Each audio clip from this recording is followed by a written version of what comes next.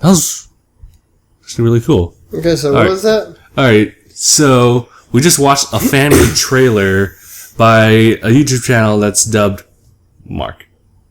I like how simple that name is, just Mark. Mark.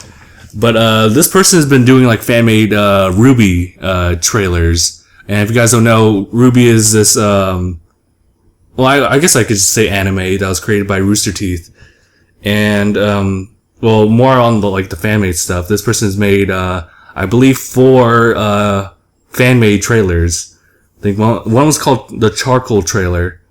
One was called Silver. One was Viridian. This one's Linen or Linen, however you like to pronounce it.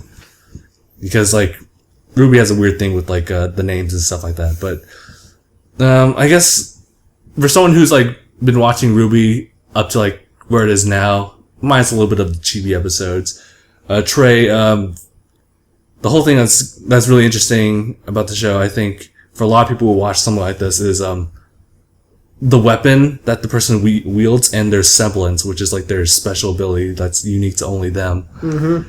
So the weapon is like, this guy has like gauntlets that are able to shoot out daggers of sorts. Mm-hmm. And he can also have a different form where it can shoot out and hold like several of them lined up at once to make more Wolverine-like claws. And I think that's super cool. Mm-hmm. And funny, I didn't really notice that there was any gun part to it, which is something that Ruby is kind of known for. It's just a weapon and then a gun attached to it. But this one just seems like straight up like daggers, like a gauntlet dagger thing. Yeah, there was no gun. Right. Well, technically the projectile came from his dagger throw. Yeah. Yeah, like if you could just like easily throw it in that case.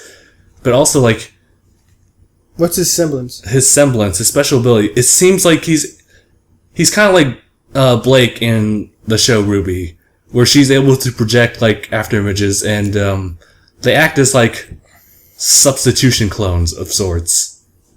But in this one, like he actually shoots them at.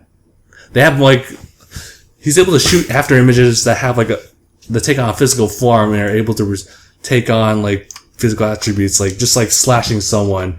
And from what I could see, it also like added dust to it, and dust is in the Ruby universe kind of like people's means of using like magic. It's that world's magic. Mm-hmm. Although I think they established magic later on, but that's for another time. But yeah, aside from that, it was weird. It was interesting too, because these after images are able to project like or have a physical form to them, so they help your character like accelerate when you're going straight down, or they can help intercept with like a claw attack or something like that. So I think this was really cool. As far as the animation, like this has been like a really good improvement since like the last installments that this person had. Like I don't want to like speak ill of the person who's animating this, but like Charcoal was okay. It was just okay. Mm-hmm. And Silver was just like, it's better. And then the trailer for Viridian was like really good. And this one was actually even better than that. So I applaud the person who's in charge of like doing this animation, because it's really cool. And I hope that the ideas of these characters get pushed to Rooster Teeth and maybe make that character a reality in that universe. Otherwise, it's still a cool idea. I actually noticed that a lot of this particular character's traits are kind of like the other characters in the actual show. So, for example, like the after images are kind of like Blake's semblance, which is kind of like after images, but they're like more replacement stuff. They're substitutions. There's also a character in Ruby called named Sun, who also is able to summon like clones of himself to go attack the enemy. And I saw that in this one as well. So, interesting. So, and, no, that's pretty much all I had to say about it. As someone who doesn't really follow Ruby, what do you think about this trailer? Yeah, it was alright. I just, I have no clue what's going on, so I'm just like, what is he doing in this strange, vacant demon, I guess they're demons, infested area? Yeah. And what was his objective there?